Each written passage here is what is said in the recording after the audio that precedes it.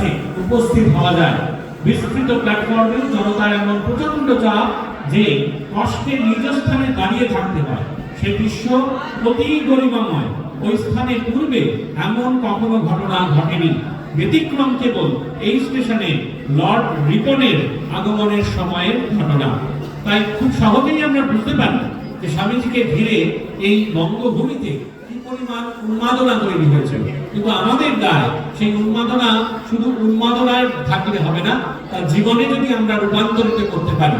এবং স্বামীজি ভারতবর্ষকে, ভারতবর্ষের যুবকদের, ভারতবর্ষের মানুষকে আহ্বান করে যেভাবে যাপন করতে বলেছিলেন, জীবনটাকে যাপন করতে বলেছিলেন, সেই জীবন আমাদের যাপন করতে হবে এবং সেই আহ্বানে আমাদের সাড়া দিতে হবে। যদি আমরা সেই আহ্বানে সাড়া দিতে পারি স্বামীজি তবে নিশ্চয়ই আমাদের দুহাত ভরে আশীর্বাদ করবেন।